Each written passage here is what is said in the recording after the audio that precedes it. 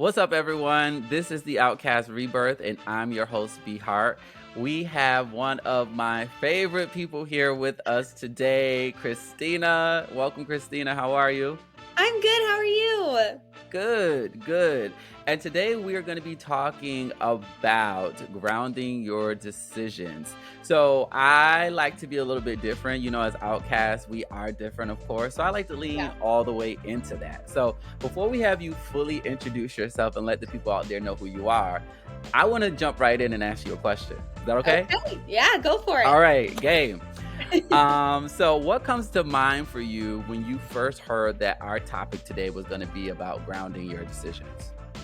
What first came to mind was, the huge decision that I had just made, in my life. I was going back and forth whether I wanted to do it or not, and if this was the right choice, and, just a lot of unanswered questions that probably wouldn't be answered until I made that decision. So I made a very big career change. I went to school for my previous career for 6 years. I have a Right. master's degree and everything like that. So it was like I just went to school for all of this. I've done this for 8 years, and I don't think this is for me anymore. Felt very And you burnt were a out. teacher, right? Correct. Yes. So I taught kindergarten for 8 years before Mm-hmm. I made a career change, and Ooh, um, it was really, really difficult because as educators, you go into teaching for the art of, teaching as right. well as like the kids. Like you don't go into it for money because you don't make a lot. But you go into it because you like the art of teaching and learning and growing with the students. And Right. that was something that I was really like struggling with, was like, is this the best choice for me right now? And weighing out the pros and cons. And at the end of the day, what really made my decision was that my career was hindering my mental and physical health. I think once it Oh, really that's huge. Yeah, and I think once it really started to hinder my physical health more than my mental health, that's when I was like, okay, something really, really needs to change here, because now I'm getting physically ill. Um, Right. and that is not okay. Like as a 29-year-old, like I'll be Right. 30 next month. And there was a lot of things that I was dealing with, and I was like, what other 29-year-old is dealing with these things and being on all these medications to just function? Like that is not Right. a way to live. So And you're getting ready to go through the change too, yeah, because I'm 30. I turned 30 in December. yeah, And it's true what people say. Like, you turn 30 or you're in that phase of 29 to, I want yeah, to say, about 32. And like, everything changes because you're no longer trying to prove yourself to anyone. yeah. You don't feel like you're struggling, but you also don't feel like you're quite there, but you know what you're definitely not going to do anymore. Right, and it's like another extra layer of like, no, I'm actually an adult. Like, like Right. I actually am an adult. I feel like the 20s are like, you're kind of an adult, like you kind of know what's going on. But in reality, does anyone ever know what's going on ever? Not Right. really. But you're just like, no, I'm in my 30s now. You also feel like you have a little bit more appreciation, like people around you like will take you a little bit more seriously, and you're like, Right. but I actually have some experience now.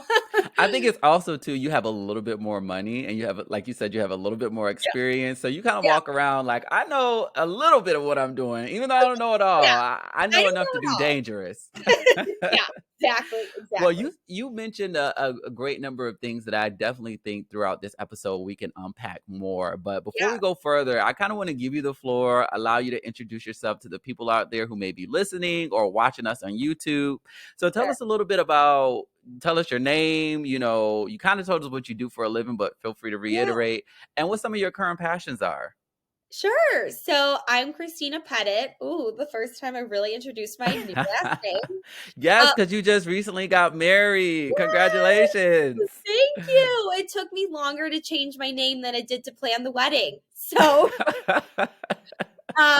with that being said, yeah, so my name is Kristina Pettit. I moved to Rochester after college. So I'm originally from Buffalo, born and Mhm. raised there, so not super far away from home. went to Nazareth for 6 years, played field hockey there for 4. And that's where I met my now husband, Dylan. He also went to Nazareth. He played soccer there. And Nice. we started dating our senior year of college. And so in 2016, and we've been together ever since. So, Wow.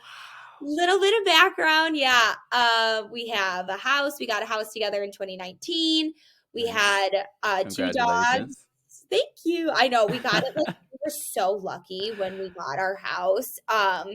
Because we didn't overpay. Oh my gosh, I cannot imagine Oh, you trying got it to right before all that crazy stuff start happening and do people overpaying for their houses right. and It was like starting to get to that point, and we were just very fortunate that the owners were like, "No, we won't put it on the market. We'll just sell it to you privately." So nice. they were amazing. Our realtor knew them, so they were like more than willing to like help us because I think they saw like their younger selves in us, like trying to get a house and all that stuff. So we got a house, and then 3 weeks later, we got our yellow lab Leo, and 2 months later, we got our German Shepherd Lucy. She unfortunately Wow. passed away in June Oh, sorry to hear from about that. cancer. So we just have Leo, which we love. We love him. But yeah, that's a little bit about me. Yeah. My hobbies, my passions. I obviously, when you know, but not everyone else knows that I love fitness. I started Mhm. teaching and coaching fitness in 2016 at a martial arts studio for kickboxing. And Nice. then I kind of slowly transitioned out of it. It wasn't the best fit for me. And then COVID happened, and being a former athlete, like my body changed a lot. Nobody was forcing me to work out or do all of those Right. things. So I saw that weight gain, and I was like, oh, that's not fun. So I then started to get really, really into yoga over COVID. My friend and I would Zoom like every day and like do a YouTube video together. And I Oh, say that nice. that like really was super impactful because my husband was still working. So I was home alone, and I was starting to go through like another career change in the sense like I was leaving my other school, and it wasn't a great situation either, and I was really severely depressed. And so that those moments with my good friend Amy, who I'm still really close with now, Right. her and I would Zoom every single day at 4 and do yoga together. We would do yoga with Adrian, the 30-day like challenge. So each day we Mhm. do a new flow, and that was something we did together in my basement. So because she's in Buffalo, so we would Zoom and do that together. So that's what really kickstarted like, okay, I want to get back into teaching fitness. So Right. during COVID, I got my 200-hour yoga teacher cert online, and then I Come got on, let's go. 200 yeah, hours. yeah. And then I also got my yin yoga certification and kids yoga certification. So, needless Nice. to say, I do not do well being bored. I don't really know how to relax, which is like kind Me of a either. bad thing. So, like, you're like, no, but you actually like need to relax for a hot second. But good for your body. I don't know how to do that. So I ended up getting all of those certifications, and then I was like, okay, so now what? Like now I want to teach it, right? Right. So in I want to say in October of 2020 maybe, the gym Spanga opened. So it's 20 minutes of spin, 20 minutes of strength, and 20 minutes of yoga. And that job really kickstarted the fitness coaching for me. So I applied for that job, and it said yoga instructor. I'm like, great. I Right. love that. Right. I've been on a spin bike maybe twice in my life before that. Never had any experience with spin. I hated it. And then they're like, oh no, you actually have to teach all 3 components. You can't just teach the yoga part. And I was like, Right. great. So at the time, I was like, I need to make sure that I know this because you had to audition, you had to have it recorded, and you have to send Right. it off to the franchise. And they see it and they tell you whether you pass or fail, and then you can become an instructor. Also, this is like Peloton level, like how you Yeah, see them hosting kind the of. Yeah. But it was like you had to, the first time I did it, you could have anyone in the room that you wanted. So I Right. was like, let me choose all my friends that have Of no course. fitness background. It was a hot mess. It was a hot mess. I was like, we're not submitting that. It was a hot mess. I could not. So then I did it I again. would love to see that video offline. Let's Oh let's talk my about that. god. I mean, it was just a lot because I was like, "Oh my gosh, I barely know what I'm doing, and now I have to teach people who actually don't know what they're doing in this setting what to do." And it was just Right. yeah, it was a hot mess. But I didn't submit that one, and I redid it to 2 people who have taken classes before, and I passed. So, Nice. that's how I became, like, a spin instructor and got into that, aspect. I took 44 classes to teach myself how to become that yeah. I was, again, a little crazy pants, but it worked, obviously, because then I was Yeah. there for 2 years until they closed. Um and then I was at Embody, which is a wonderful, wonderful fitness facility. Molly is amazing. She messaged me on Instagram and was like, I heard about Spanga closing. Like, I'm so sorry because it was sudden. Like, I taught that day and then they closed. Well, I taught a couple days before and I was ready to teach that Sunday and they closed that Saturday. They're like, today was the last day. Oh, So I was wow. like really, really sad because that was like kind of the baby of like my fitness career as Right. a fitness coach. And so I was so sad. And so she was like, hey, like there's room for you here if you want. So then I was able to teach spin classes there. I started coaching boxing again. And then I was like, I need more of this. So that's when I found Be Relentless on Indeed. Right. So I was like, all right, let's go for Try it it. out. And yeah, so that's how I ended up at our gym. That's awesome. And what I really appreciate about your story, listening to it, because this is my first time, just like all of you out there, listeners, hearing the full path that you kind of took to Yeah. getting to Be Relentless. And it's interesting because, me knowing you from the gym and being one of the coaches, Mhm. you can feel the passion that you have for fitness Yeah. through the way that you push us throughout, our sessions, because we're doing a lot of high intense work in that Yeah. 45-minute span. Yeah. And, you know, I think that you do something so masterfully where not only are you hyping us up and getting us excited with your great energy, but Yeah. you always have these like really wise statements that you say. Like one of my favorites is you always say, um, you've already won because you entered the room. Like Yeah. you decided to come and you entered the room. So you already won. So this is Yeah. not about winning or being the best. It's about giving all you got now because you've done half of the work already. Right. That's And just that oh, I love it. perspective. I love that. Tell us a little bit more about that. Yeah, so I am a big believer in working out is never a punishment. It's Hmm. never a punishment, and I feel like that was such a big thing for us, like, growing up. It seemed like that was kind of the mindset around working out is you only work out to lose weight or you only work out Right. to get, big and buff and things like that. And like women were like, I don't want to get big and buff. Like I just want to be toned. So you go and do all this cardio at the gym and everything like that. And I was like, I need a place where to hold me accountable because I'll tell you right now, if I didn't belong to a gym, I wouldn't be working out. If I'm not paying for it, nobody's holding me accountable. Like I am a very big group fitness diehard. I will swear by because if I go to the gym by myself, I'll be on the elliptical for 5 minutes and then I'm out of there. Nobody, See, no, I'm the nobody's same. paying attention. I hate going to the gym, like Yeah, typical gyms, like all throughout college, all throughout even after college. I hated right. going to gyms because I never knew what I was doing.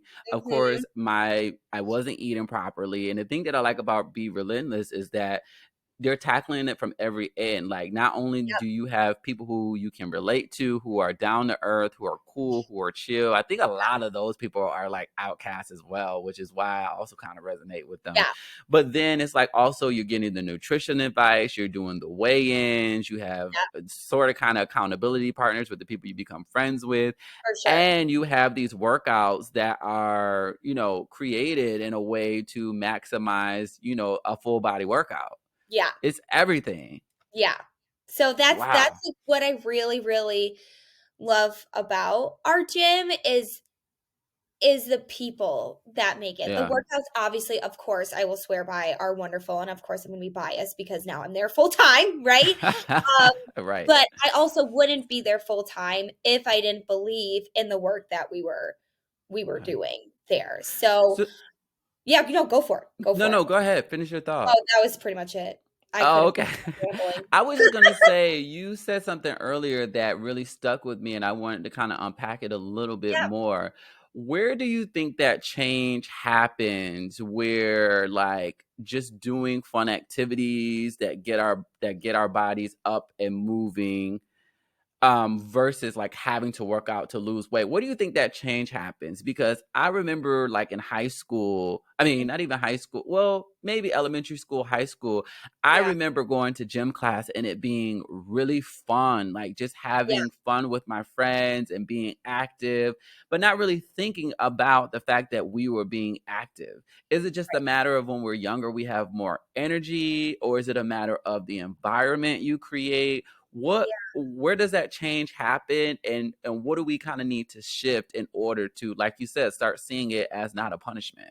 Right. And I think so, like, kind of going off of what you said, like, we're kids. We need to move. Like, Right. as a teacher for 8 years, saw the benefit of movement, that they need it. You cannot expect a 5-year-old or a 6-year-old or however old they are to sit in a chair all day. We Right. can't do it as adults. So making students do that is not okay, in my Right. opinion.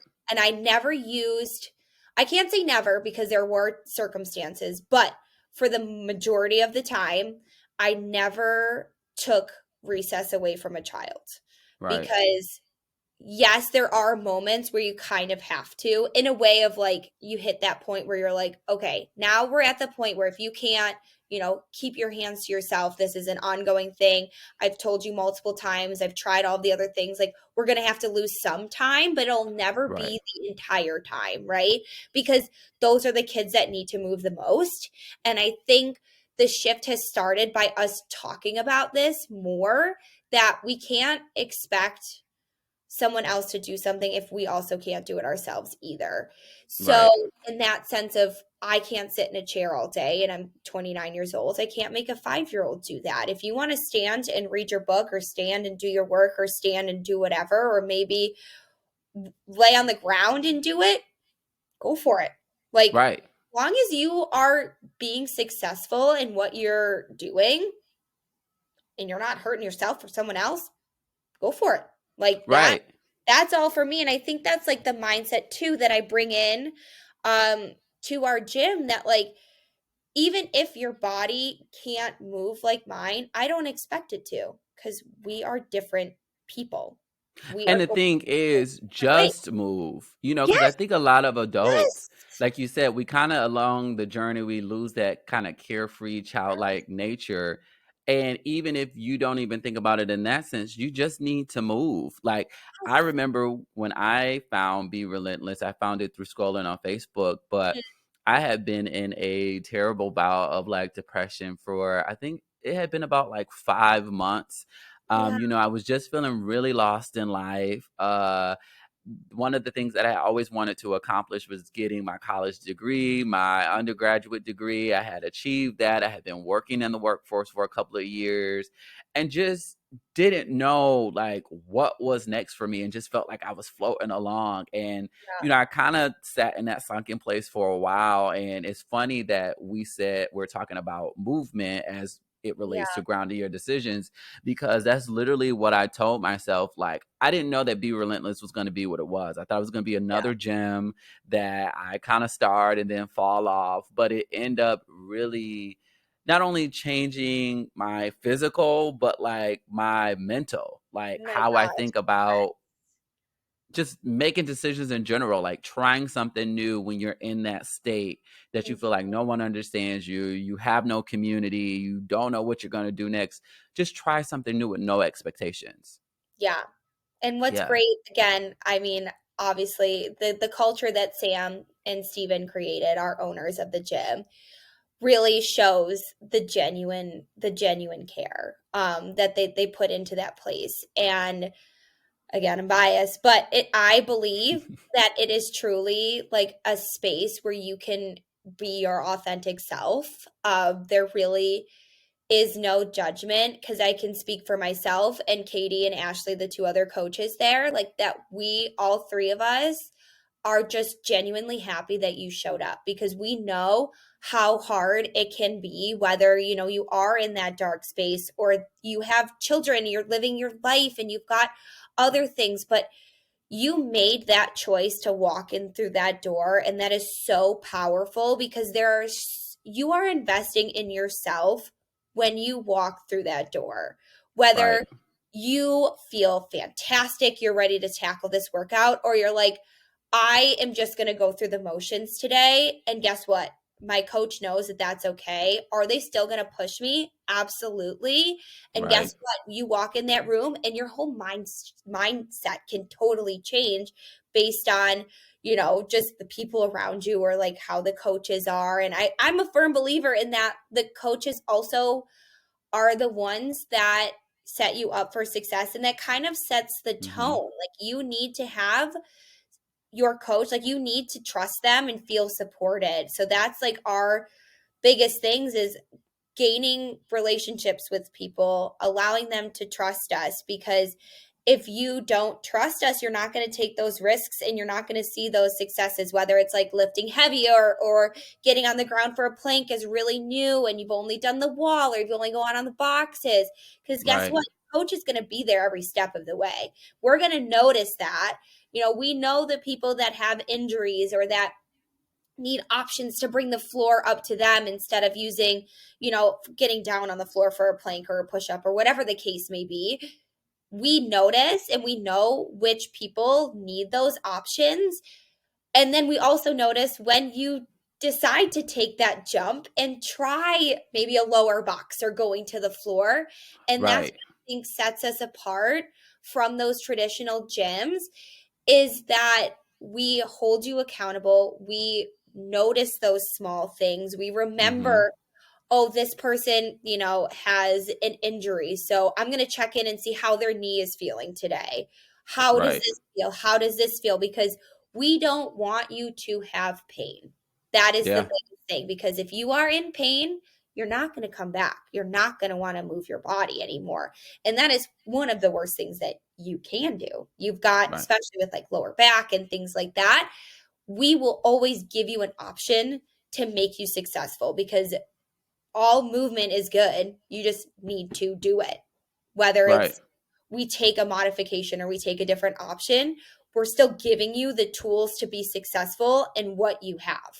So, Yeah, and the great thing about a coach, just to interject really yeah, quickly, is that, like you said, you have, in a sense, kind of gone there already, mhm, to learn about the body, to learn about the mental, physical, emotional that someone may be bringing to the place that you have to help them work through. I think most people think that the gym is just a place where you work on the physical, but you're really working on all of it. You're bringing everything from the day and kind of leaving it at the floor.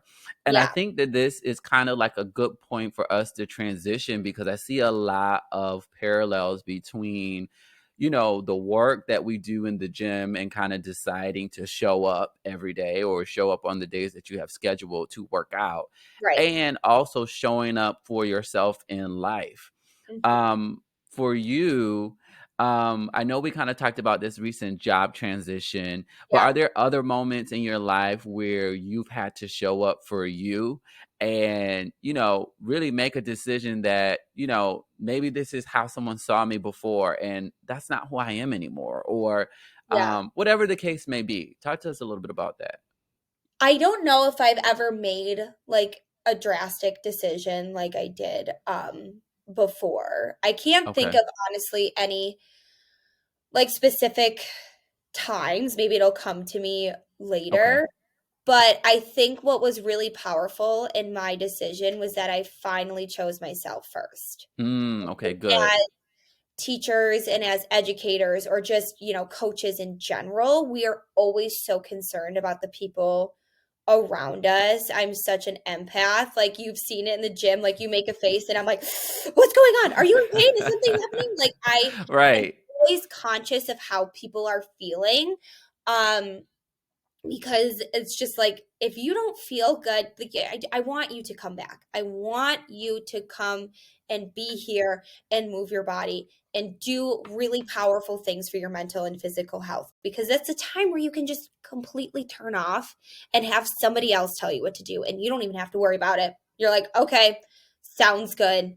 I can just be me and do my workout with whatever energy I brought today. There's no Right. expectation. So I think that to me was that decision to switch from full-time teacher to full-time fitness instructor. I feel like they're both very parallel in the sense that I'm Mhm. still teaching something. I'm still giving you the tools to learn and be successful. It's just in a different capacity. That it was a really big thing to put me first. Like I had mentioned before, it was starting to now hinder not only my mental health, but my physical health. I'm like, I'm 29. I should not be on 2 sets of anxiety medications. I should not be on sleeping pills. I wasn't sleeping.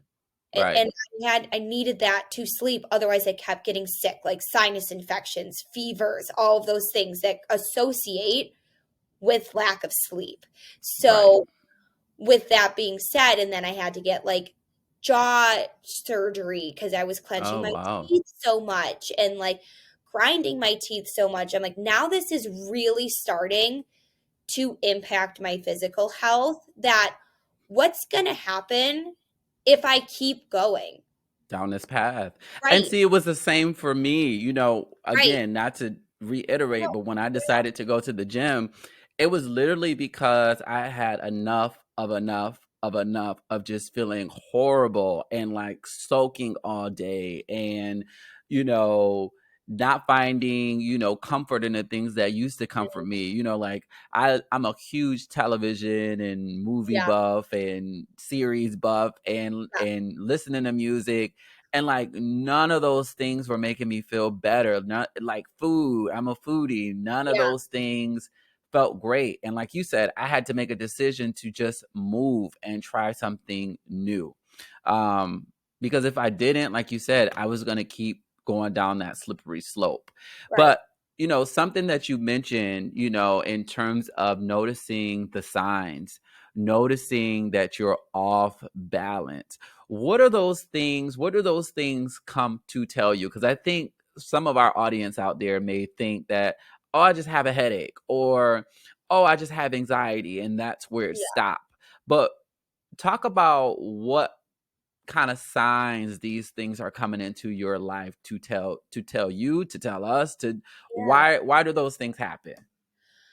I would say a lot of it has to do with the environment that you're Hmm. in. And I think a big moment for me was when I started getting doctors telling me, like, I ruptured my eardrum. I did all these things because the ruptured eardrum came from clenching my jaw, and that came from stress. Like everything that Wow. was happening in my body, the root cause was stress.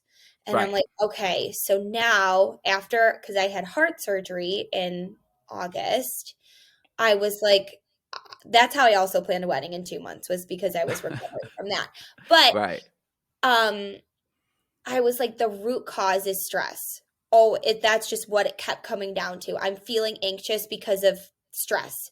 And where is this stress coming from? My job. Like, I have a great relationship with my husband. I have a great relationship with his family and my family and all of those things. But what is the biggest stressor in my life? And it was my job. And I'm like, Right. okay, so for a couple years, like this wasn't a rash decision. This was a few years I was going with trying to transition out of teaching. I was applying to other jobs, not really knowing what else I could do with my degree. Because, I went to school for teaching. So it's like, what else Right. can I do? So I applied to like learning development jobs, instructional developing. So like being the corporate trainer, HR, anything. And I was not finding any luck. I got one interview, didn't get the job. And I was like, okay, all right. So we'll just keep Wow. going. I still have a job. Interviewed at a bunch of schools. I was like, maybe I just need to change schools. interviewed with a bunch of schools, made it to final rounds of things. And then I had one principal who I was had a prior relationship with before she became principal at this school tell me that I didn't get the job because it sounded like some of my answers felt like I was burnt out. And I was like, Wow. okay, that to me, that's a sign that I can't ignore, because that it comes from a place of now I'm not getting the changes I want to see because of how I feel, and I feel burnt out, and that's a really hard place to come out of, is that Mm-hmm. burnt out feeling. You can't it's really difficult to just push through it and like see that change in a couple of months. Like Right. overcoming burnout, I feel like takes like years Yeah, almost. it's so difficult. I've experienced Yeah, burnout probably two different times, maybe that I can think of consciously yeah, right now, probably more, who knows. But um what I learned from burnout too is that it's as much of a sign as any of the other things that you mentioned, because when I yeah, look back and think of why I was burnt out, I was burnt out because I was trying so hard to be a version of myself that I thought I still needed to be, trying yeah, to do a job that I thought I still needed to do, trying to appease people that I thought I needed to appease. And it was literally life trying to redirect me to let me know, like, you've gone down this road yeah, enough. Like this is where the rubber meets the road. Like those tires are no longer good. Take them off. Get some new yeah. ones. We're going a different way. Like, Which is interesting that you say that, because my burnt out felt a little bit different in that capacity, where I felt like I was being my authentic self, like trying hmm my best to be the best teacher for those kids in front of me, and then hmm having the feeling of never feeling like you're good enough, never feeling like you are doing, like you are Mm, giving everything that you have, but always having that overarching like or shadow behind you, always feeling like no matter what you do, you are not going to be good enough. And right. it wasn't internalized until like way later, when I had like told my sister, who is also in education, like how I was feeling and like all the stuff I was going through. And she's like, Kristina, that's not normal. She's like, you are the one person that I know that loves kindergarten and loves what they do, and you love your children. And for you Right. to tell me that you have no confidence as a teacher, she's like, that's heartbreaking. And that to me was another moment of like, okay, maybe I do need to take a step back. And then I had talked about it with my friends. And then I was like, I'm finally going to do it this year. I'm resigning at the end of the year. I don't know what I'm going to do, but I need to leave. And my one friend, Danielle, love her so much. She was like, oh my God, you're finally doing it. And so it was like, Wow. and But I isn't know, it like a friend that you right, know who may have known that you needed to do it sooner? I mean, right. you had to still Yes, do it in your time, but isn't it funny how like the good yes. people in your life can see that you need a change before you see that you need a Yes. change? But she had Wow. heard me. She like the year before, so the class I had this year, absolutely loved them. The class last year was the most difficult class I had ever had. And it was just the poor honeys coming in with all this trauma and me not knowing how to support them. I did not go to Right. school for that, and I'm going to try my absolute best. But I think for Danielle, again, I love her, one of my very good friends. She was at a point where she's like, I've heard you talk about how much you hate your job, but not to the point where it's annoying. But she was like, oh, I'm so glad you're finally doing something about this. I'm Right. so glad that you are taking this. And then my other best friend, Rachel, lives in Michigan. I talk to her every day on the phone.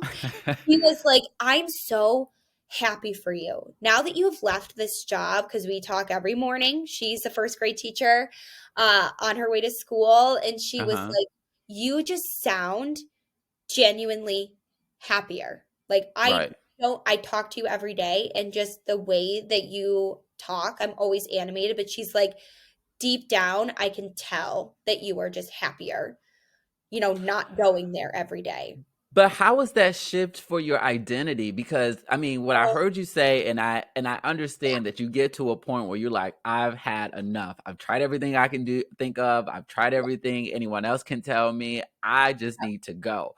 But at the same time, I know it had to be so tough because I think you had said you had been teaching for like 8 years. So that and even before that, you went to study to be a teacher. So a lot of your identity, I don't want to say it was only in being a teacher, but it was such a big part Yeah. of your identity. What was coming to grips with that like on that end?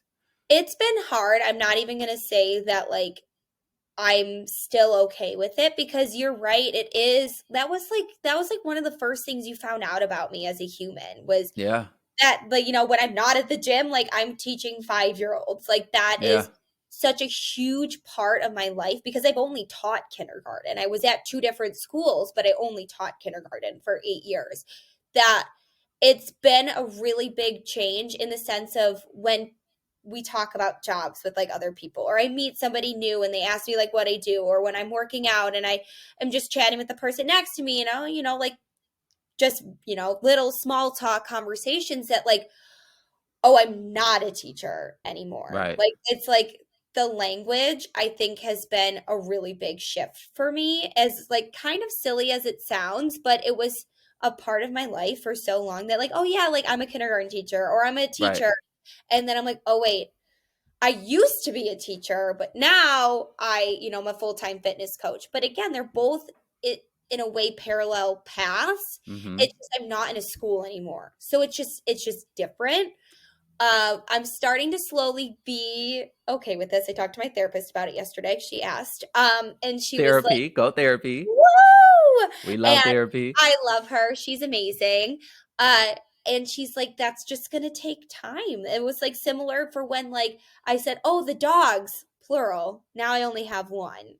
It's Right. just Leo. So it's like those little things just take time. And I'm glad I didn't set like an expectation for myself to, like, you're gonna feel better no matter what ever. Like, I'm still grieving that. It's more of like it's like a breakup, right? Yeah. That part of you was there for so long, and now it's just boom, gone one day. It's still hard. There are some days where I'm like, dang, because I still Yeah. see like stuff on my social media because obviously I would follow a lot of teacher accounts and like all these things, and I'm like, I do miss that. Like, I do really miss the kids. And I would say, I don't quote me, but I would say like maybe like 90% of teachers that end up leaving the profession aren't leaving because of the kids. Right. Do they play a big role in it? Yeah, the kids are different. And we're not, as a society, really changing with them. I know the teachers are trying, but we're getting different kids. We have to Yeah. acknowledge that. COVID did a number. We're finally seeing the back end of it. As I can say, like the group that I had this year, you're like, okay, these are like the kids that I had 8 years ago or 7 years ago, however many years ago pre pandemic. We're starting to see that change. But we still can't ignore the fact that these kids are coming in with a lot of trauma and different things that we as teachers do not know what to do to help them. We can try everything under the sun, but at Yep. the end of the day, we're one person and we have other kids that we need to support too. And we need the more support in our classroom, and it's not coming. There's a lot of factors that go into it. Mhm. Not many people are going to want to be teachers aides and work for minimum wage, and like there's not a lot of humans that want to do that. And I love all the TAs that I worked with. They are amazing women. uh, Right. but they aren't there for the paycheck either. They're there because their spouses probably can help, make the money, and they're there maybe for like health insurance, or they also love working with kids, but it's not a career path that people go into that they can financially support themselves with. And it's not something teachers can do alone. I mean, I think you alluded to Correct. that, but I just want to stress that point. Like Yes. teachers can't do it alone, No. parents can't do it alone, schools Right. can't do it alone. But like you Yeah. said, kind of how we talked about earlier with the gym, but I think that the same thing applies here to the schools is, we have to really think about the environment and is the environment setting our students, setting our teachers, setting our Right. families up to thrive. And like you said, a Right. lot of stuff has changed, not just because of the pandemic, but culturally with the Yeah. advent of new technology, AI, the way kids are engaging with it. And Right. a lot of that stuff still has not been updated. Schools Mhm. originally were created, and I'm going to say, don't quote me either, but from Yeah. what I've learned, schools were originally created to help students get the bare minimum in terms of knowledge in order to be prepared and ready to go into factories and work in Right. factories Right. for the rest Or of their just adult in life the workforce in or in the general. workforce. Right. Yeah. Right. And that's where I think that we kind of downfall as a society of like, we really push our kids before they're ready. Like, I feel like Mm, sometimes there's not enough trust. And I just speak from my experience. So this can be different for any kind of school, any kind of teacher that like we have done this, or maybe you're fresh out of college or you're not, but you have people around you that have done this for a long time.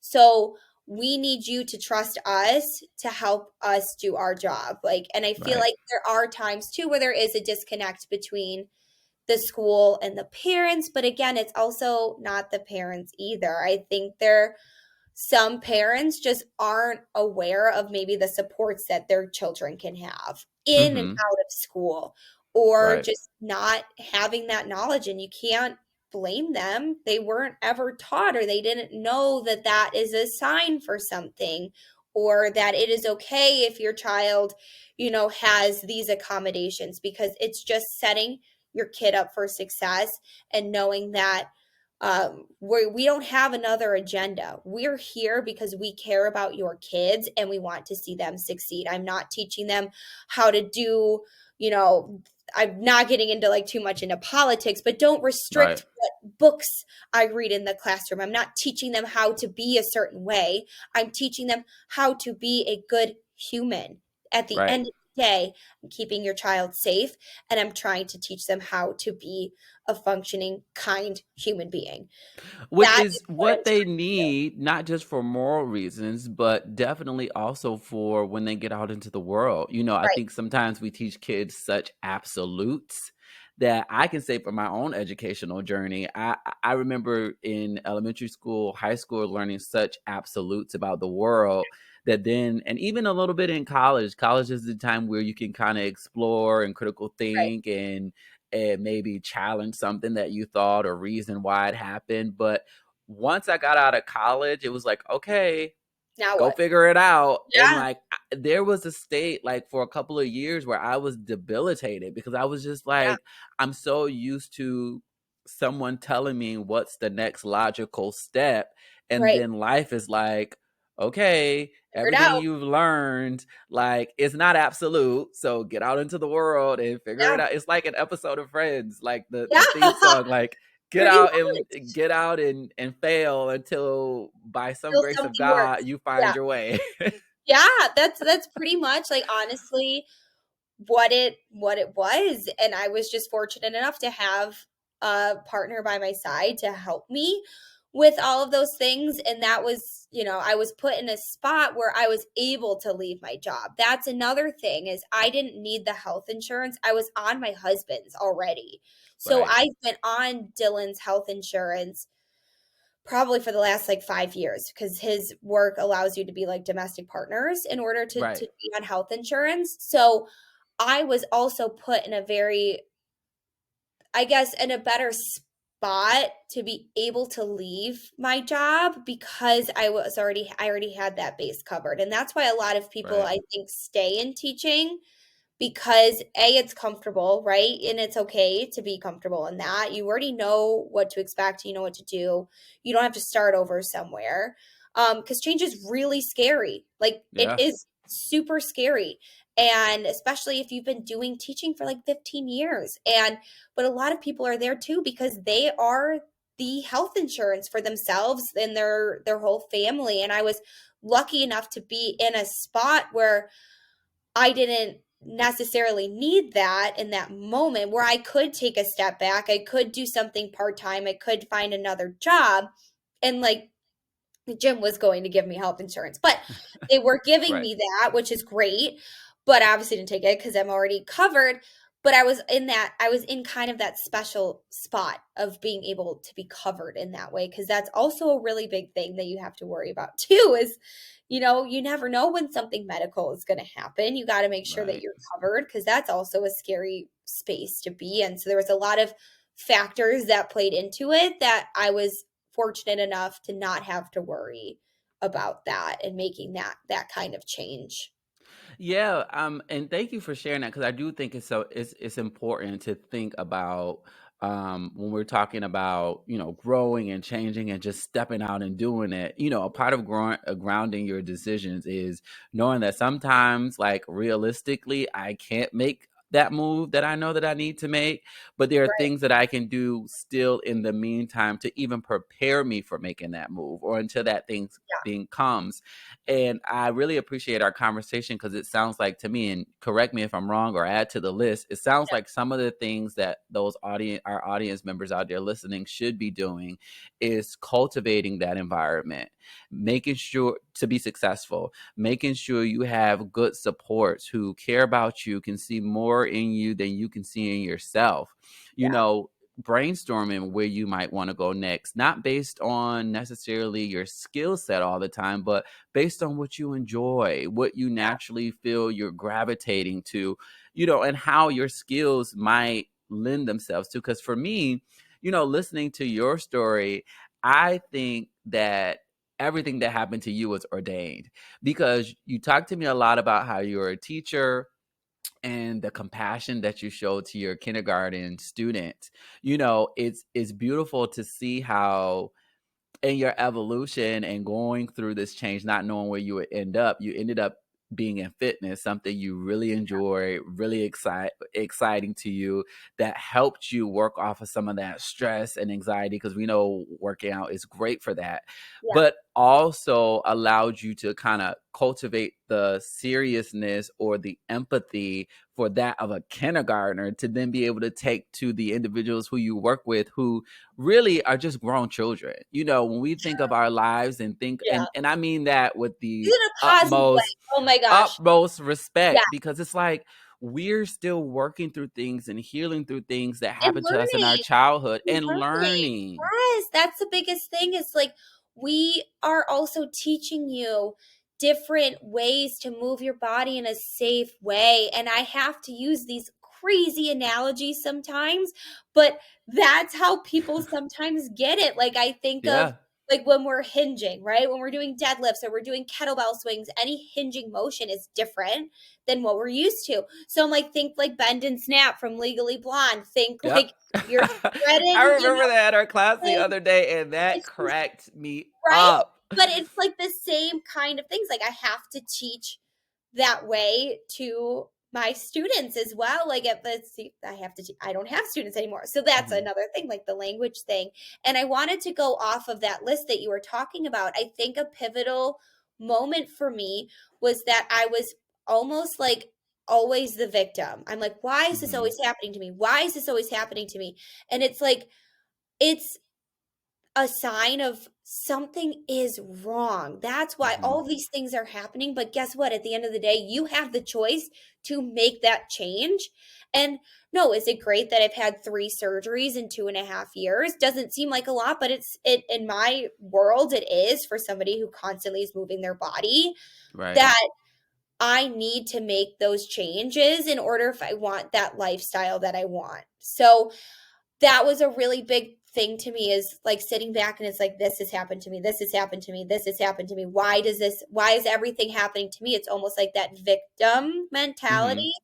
And but it's like yes, you're allowed to feel like dang, this sucks right now, Right. like I'm so And stressed. there's nothing wrong with it. No, there's I think nothing sometimes wrong too, with you that. think about Nothing wrong with how, just quickly, a quick analogy, you that. think about how like we always talk about like the dreaded times where it's like a holiday celebration like Christmas or Thanksgiving and you have to go see your family and they're like, "Oh, you're getting a little thicker," or "Why aren't you married yet?" or so on and Yeah. so forth. And not just our family does that, but I think society does that in a sense that sometimes, and we do it to ourselves where we Yes. tell ourselves Oh, like, what's wrong with me? oh Why my can't I gosh. just feel good? Why can't I just We feel great? But it's those moments where you don't feel great that come to teach you something.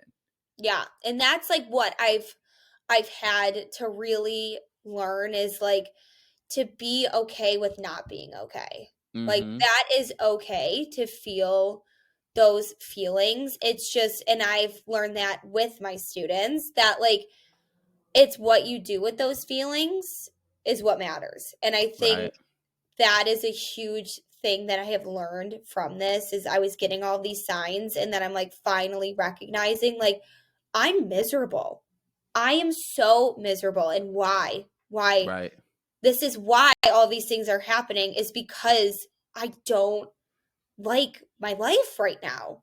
And Right. and that's But okay. you have the power to change it. Right. And I like what you said, and I think that quote is gonna be our quote for this episode. Oh Because gosh. each episode, I'm always gonna try to Yeah. pull out a quote, but that just hit me like a ton of bricks. It's not necessarily about the feelings you feel, but it's about what you do with them, and I know that's not exactly how you said it, Yeah. No, that's but okay. That's that okay. that's what hit me. Like, it's not about always about just the feelings you feel. Yes, of course, we want to acknowledge those feelings. We Right. want to do things to alter them, but it's about what you do with them.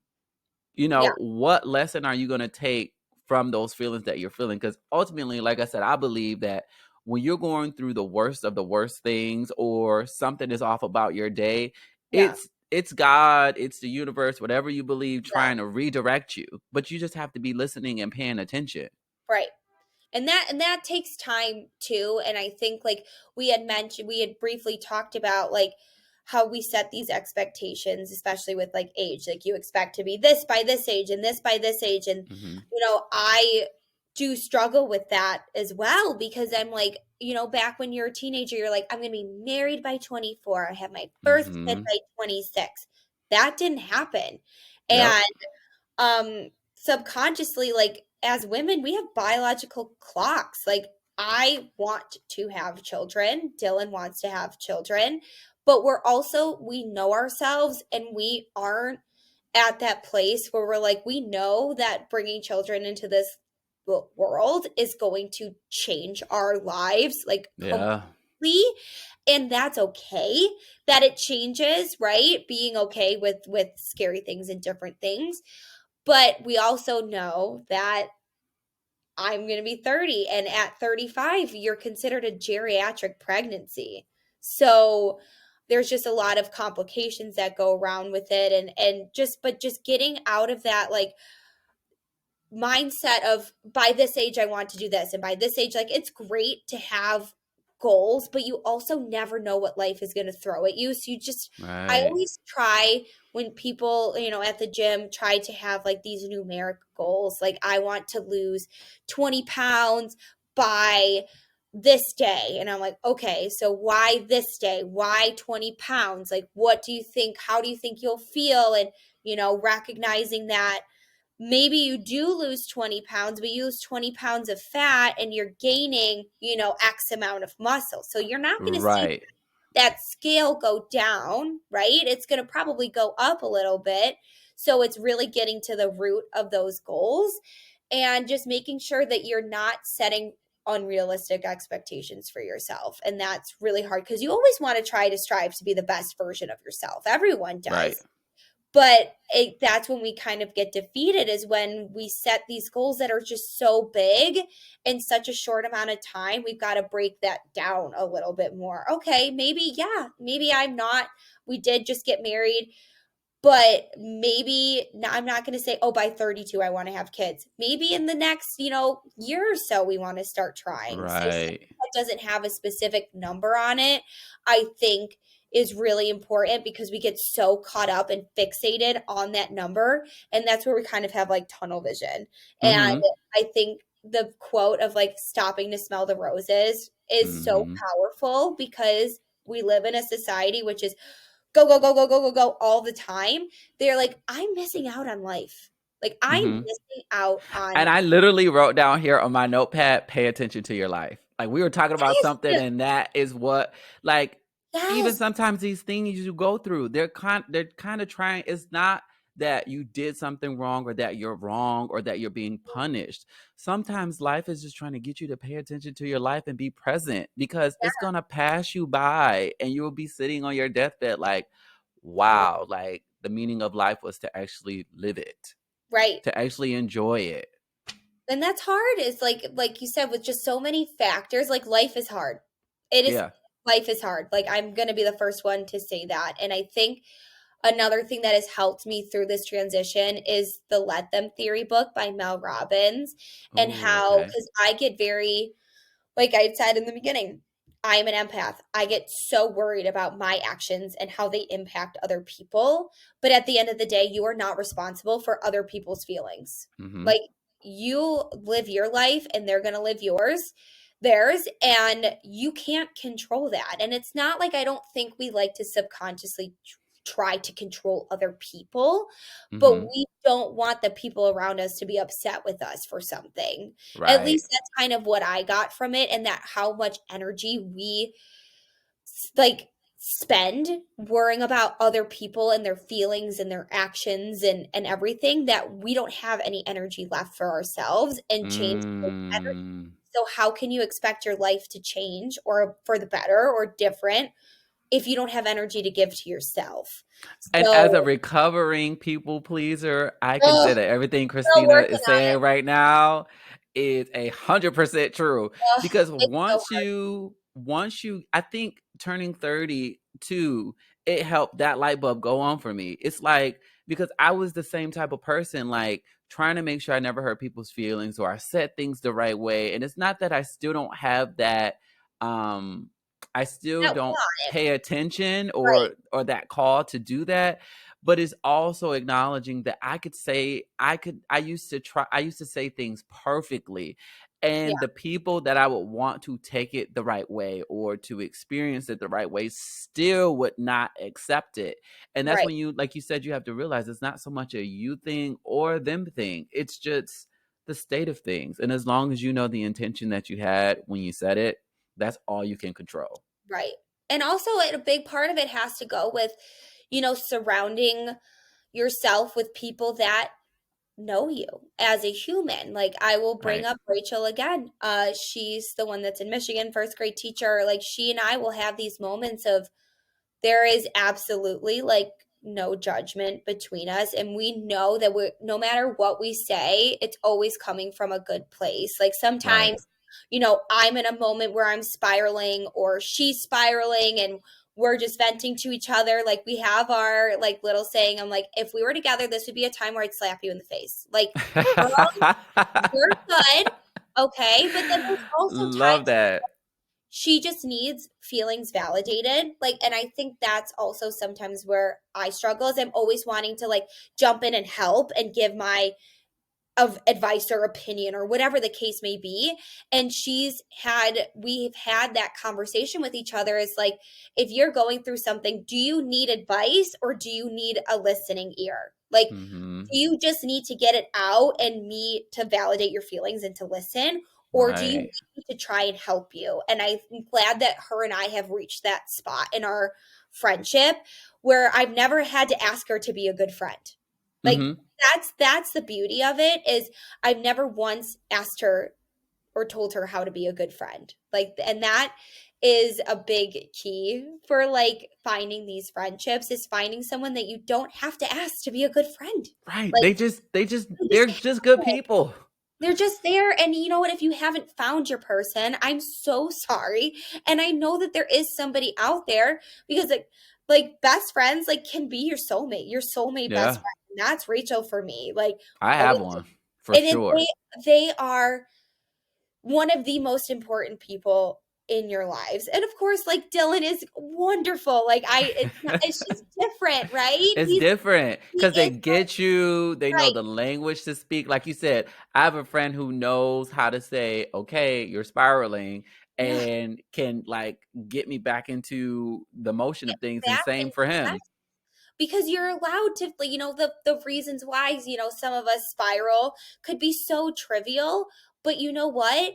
To that person, that means a lot, right? Whatever Hmm. they're spiraling about, whatever the case may be, in their minds, it is a big deal. So Right. telling them that it's not a big deal is painful, right? Because then you're kind of already not validating their feelings. You're Right. essentially telling them that they're too much and that they're overreacting or they're being annoying.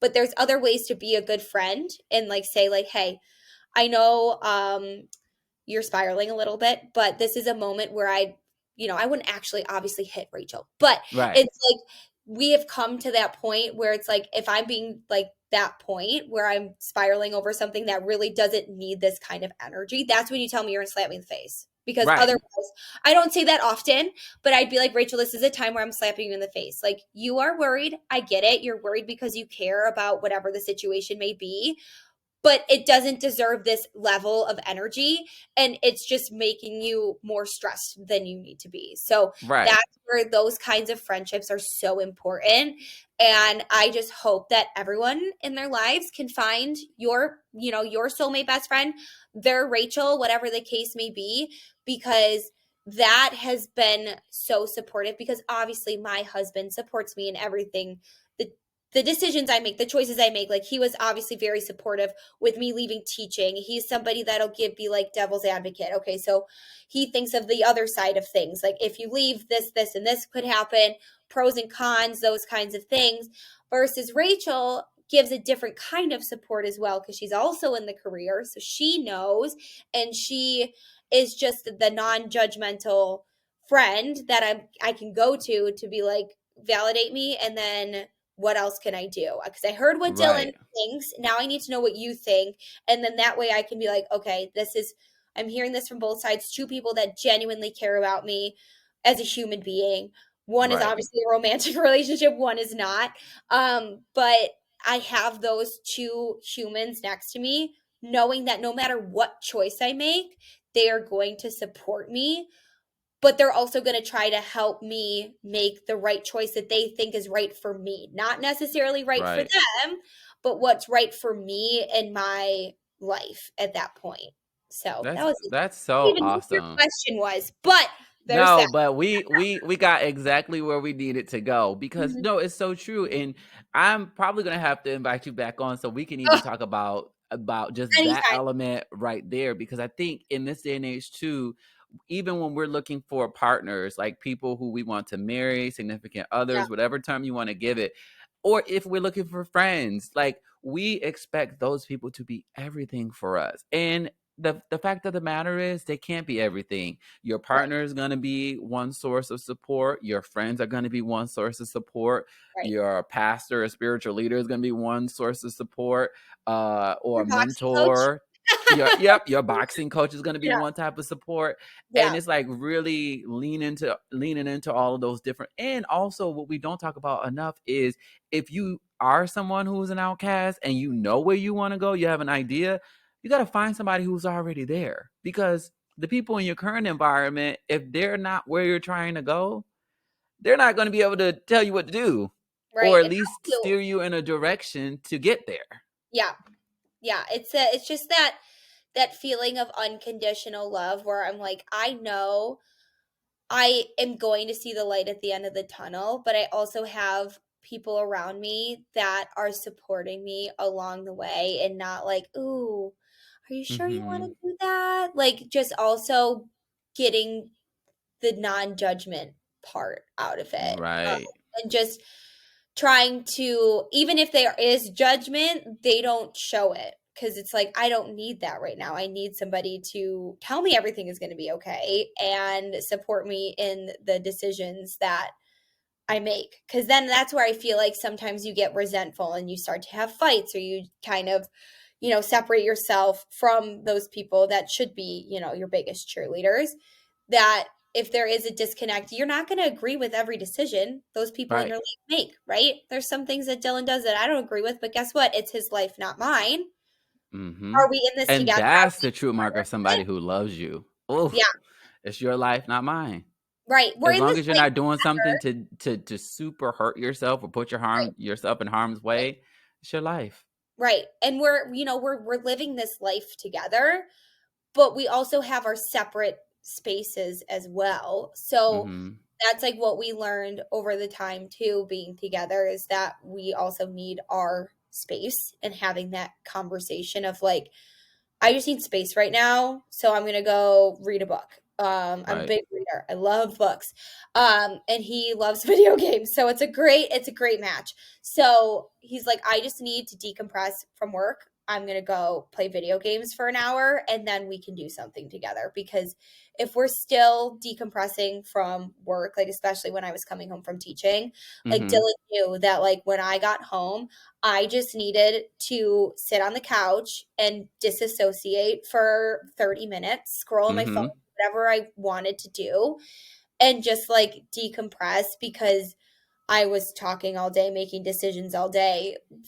I just needed a time to like chill Right. and be like, I didn't need that moment. And I think that's where it's really big into the communication of like, this is what I need from you. Like, I now have that, conversation with my husband of like, I don't need advice. I need you to just listen. And so, Right. because also somebody that likes to come in and try to help and try to fix things. And then I'm like, well, I'm not going to tell you because then you're just going to tell me what I should do. And I don't want that. Like, I want to make the And I decision. can say, Oh, as a man, right? we are such, well, men and women are both fixers, but we're fixers in Right. different ways. Like Right. men, we're fixers in the sense that like we just don't want you to feel pain. So if Right. there's something physically I can do, I want to go get it for you to 100%. like make it happen. Yeah, and I respect that, and I Yeah. know that about But Dylan. there's a time and a place for it as well, to your Right. point, which is And I'm very like, valid. there's just times where I just want to tell you something. I don't need you, and I will tell him straight up. I'm like, I don't need you to fix it. I just need you to listen and have a conversation with me. And then I will come to the decision of maybe I do need your help, how to fix it, or I need to make this choice and I need you to support me. Yeah. Maybe you don't fully support me, but I need you to be next to me when I make these decisions or choices. Yeah. Because he originally wanted me to finish out the school year. And I was like, telling you, like, he was just like, you can do it, like, do it for your kids. Like, and he just wanted me to do that because he didn't want me to act impulsively, which I can Right. do sometimes. Usually I just need to sleep on things. But Me I too. I just like sometimes you just need to go to bed and you'll feel better. But Right. he's like, I just don't want you to not do that. Cause also financially, like we couldn't afford me not getting that salary every month. Like I'm gonna be totally honest. That was something that we also had to consider with my career change was that I needed to replace my teaching salary to some Right. capacity. I couldn't just take that pay cut or pay cut and stay home and be a Right. stay-at-home job mom. Like who wouldn't want that? But still, I couldn't that was a reality of it. And so after all this stuff went down at school, it almost was like they wanted me out, it felt like.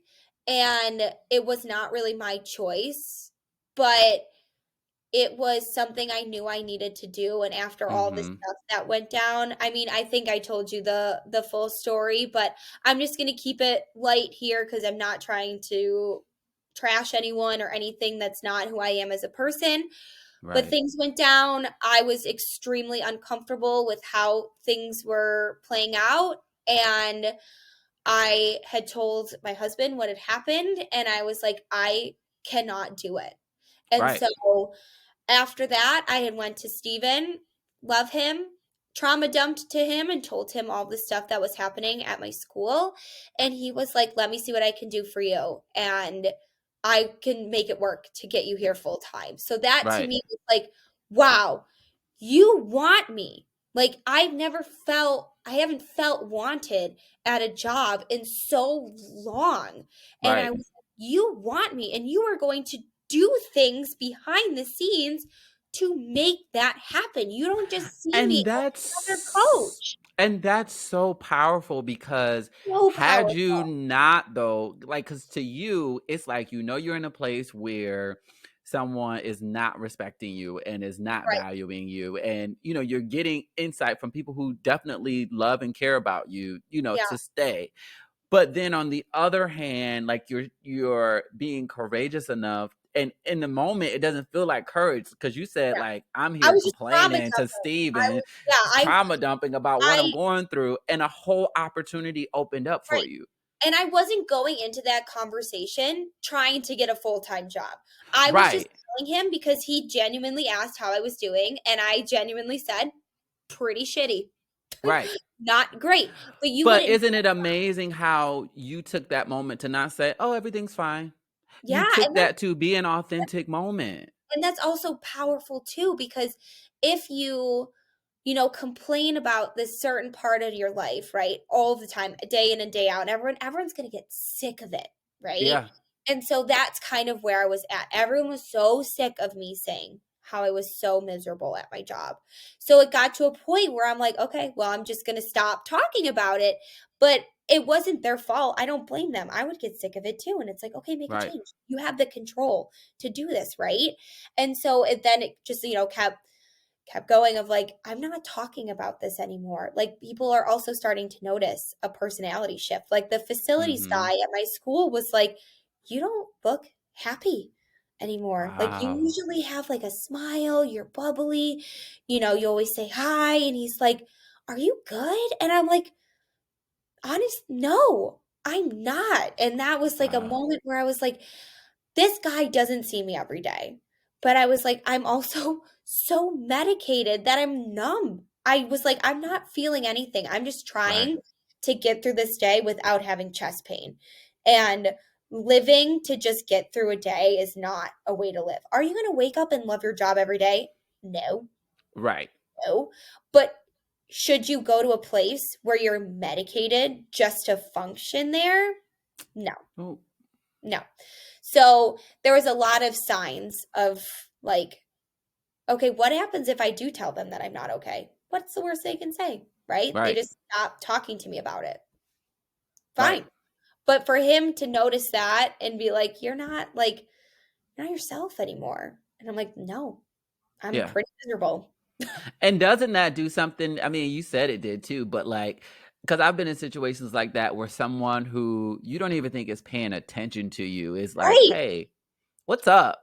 And it almost makes you take a step back and be like, "Well, what is up with me?" Like I knew Right. something was wrong, but now other people can see it. Like Yeah. we need to figure this out. What's going Yeah. on here? So there was just a lot of like moments that I can think about of like people saying those kinds of things because obviously the women that I worked with knew that I wasn't Right. happy. But not many people are. So it's like you're saying stuff that everyone is saying. But the fact that like other people were that I don't work with or see or interact with on a daily basis were like, "You good?" Like Yeah. that's when I was like, "Crap. The facade, the face, the mask has come off. Like this is Right. now how I really feel and damn, that's Right. not good. And what are you That's gonna not do good. next? Yeah, and These are the decision feelings, but comes what in. are you going to do with them? Yeah, and that's again going back to how I teach my students of like, okay, I could benefit from this. I should probably practice what I preach right now. I'm telling the kids that like feelings are okay. It's how we act on them. You can be angry, you can clench your fist, you can do this, you can press the table, you can press against the wall, whatever you need. But like maybe we shouldn't yell at me or hit Mhm. me. Like I get that that is the reaction to how you feel, but Mhm. that's not cool. We're not going to hit our teacher. That's the thing. We're not teaching the emotions and like the feelings and putting names to feelings and like Mhm. having those conversations because it's like the gentle parenting is coming in and I have mixed feelings about that. But again, I'm not a parent, so I don't feel like I have the right mindset to like Right. say whether I agree with it or not. But I do see some really good positives about it because we're acknowledging feelings, we're acknowledging the actions behind those feelings, and then teaching kids how to appropriately respond because there's a lot of adults that also don't know how to deal with their feelings. Mhm. And like And we oh, have to, and I was right? gonna No, say that was it. That we was like we have to, and that's one of the reasons why I started this podcast because I don't think that we talk enough. And I know some people may be like, well, in the world of social media, everyone's talking about everything. People are talking too much. But I yeah, don't think on a day-to-day basis we talk enough to ourselves, talk enough to the people who care about us about what we're honestly going through, how we honestly feel, and really reflecting to figure out what we need to do next. So, Yeah. I'm really appreciative of this conversation. I mean, Yeah. I know I got a lot out of it. I think I could talk everyone to you all listening day. will. I so could talk to you all day too. We're definitely going to have you back to talk Yes. about the types of relationships that you have in your life, making sure you have Yeah. enough of them to fulfill everything you need, Yeah. and anything else you want to talk about, because I Yeah. really enjoyed this. Oh, me too. Well, Kristina, thank you so much for being here. I want to give you the opportunity, if you could, just one last thing. Yeah. Um, just give our outcasts out there a piece of advice based on what we talked about today, or whatever's on your heart right now. I would say my biggest advice, especially with making the decision, is just knowing that change is scary. You're not alone in feeling that kind of way, especially if this change or whatever kind of lifestyle move that you're making has been a big part of your life for so long. But if you know in your heart at the end of the day that it's going to make you feel better, like just go for it. Find the people that you know will support you with those choices. And even if you don't, it's your life that you need to live. So make the choice that you think will be the best one for you in the long run. That's so perfect and such a great way to end. Christina, how can people find more out about you, see what you're doing in the world? Do you have any social handles? How can people find out what Um, Christina's doing? well, I had to get a new Facebook because mine got hacked. So, but I do Oh have no. so Christina with a K and then Pettit, Pettit. So that's my Facebook. And then my Instagram is my last name, Pettit.Christina. So I would say I'm way more active on Instagram than I am Facebook. I don't really use TikTok, mostly just to watch them. But I will definitely, I think you'll see more content coming out for me, especially with this new role of being the head coach and like just trying to get people in our space and seeing like how powerful it is. You'll definitely see me more on our Be Relentless Boxing page on Woo Instagram, woo. Facebook, doing more like tutorials on the different punches and definitely kickboxing and the ins and outs of those and different workouts because we do have like the option for open gyms and things like that. And you're like, Mm-hmm. now what? I don't know what to do in this space, and we have all this equipment, and just giving you the tools to be successful. So that is a goal of mine, is to get a little bit more active on social media, just to just kind of just let people live, and maybe you find joy with seeing a million pictures of my dogs every day because I still do post We pictures of love Lucy. dogs here. um, I usually post at least one picture on my story every day of Leo and the different position he lays in on the couch. Mm-hmm.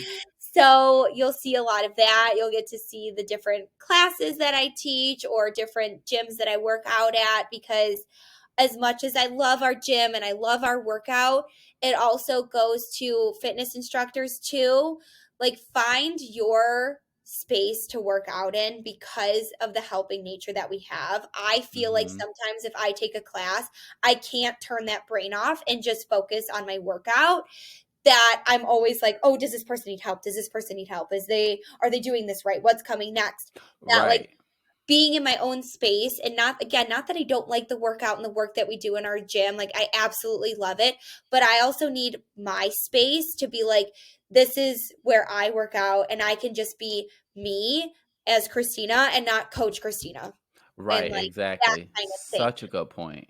So Such a that's good point. maybe piece of advice I'd give to fitness instructors. If you do feel like burnt out, maybe find your gym away from the gym that you work out in. And it's not a bad thing, because you just need that time for just you and to be authentically you and not have to worry about being the coach and you at the same time, and still get that like productive workout in, because movement is so important. Whether you bring your 30%, because if you give your whole 30%, guess what? That's 100%. You That's right. brought that effort in, and that's what matters. Not every workout's going to be And we don't perfect. talk enough about that either. How like some Ugh, days we your could have a whole 100% other podcast. is 30%, and you just need to give that Use that. 30% the best that you can. Yep, And use that's the effort success. that you brought today. And I know I say that a lot in classes, Hmm. that like not every day is going to be the best workout. But guess what? The only bad workout you have is the one you don't come to. And you're working out for Hmm. your mental and physical health. You are investing in yourself and your future. It's only going to help you down the line. You're going to have more energy, more like stability, and I could go on and on and on about it. But it's just so important, especially with people our age, to start sooner rather Yep. than later, because I know something that I struggle with is with a fitness instructor and posting is like, how do you know which one is right? How do you know, like, because some people say this, you should be doing this, this, and this, and this, and then you should be doing, but then the other person's like, no, no, no, you should be doing this, this, and this, and you're like so confused. You're like, which one should I be following? Which one should I be doing? And that's where I think social media can be kind of confusing at some point. So my goal is to just be authentically me and not tell you this is the right way to do things. This is how you should be doing it. And it's like, this is what works for me. And maybe it'll work for you. But guess what? At the Right. end of the day, we're also different. We are different humans. We live different lives. Like I'm training for a half marathon. I still play field hockey. Like I'm still super active as a Right. human being. Maybe the person watching me isn't. So don't think that you're not seeing the results you want, or you're not living your life like how I am, because guess what? We live different lives. We're Right. going to have. Exactly. So And that's your own personal journey is beautiful, and it doesn't have to look like anyone else's. right. Right. And you just like you're like, I just wish I was like that, or you get like a little envious, and then you kind of like step back. And again, I think about what I say in class, and we also just posted a reel about it, is that being in this space, like you don't have to be here. Right. Nobody's forcing you to be in this room. You get to be here. Getting to be in this room with these people and in this environment is a privilege, and Yeah. we are grateful, and that can really, really change the mindset of how we view working out. Is that um, this isn't something we have to do, but guess what? We are also able to do it. There are a lot of people that maybe wish that they could move their body like we do Hmm. for that amount of time at that high intensity. People just can't physically do that, or they could and they just can't anymore with the circumstances that they were given. Right. So shifting that back of like, yeah, maybe I am only giving 30%, but guess what? I can still do it to Hmm. some capacity. And I'm Yep. so sorry. That was such a long closing. No, But no, that's okay. I think we should end here. There's yes. another saying that you say that I absolutely love, and I think this would be the perfect way to close this out. I'm going to add a little bit to it, Yeah. just the first beginning part. Yeah. So, much like life in the workout space, Yeah. the workouts don't get easier. You just get stronger. Yes. Oh, I love that saying That's so one of my much. favorites because it's Yes. so true. So take that Yes. with you, audience, into Brave Hearts, into your week. That the workouts, much like life, don't get easier. You just get stronger, and you only get stronger if you keep going. So Yes. until next time, Brave Hearts.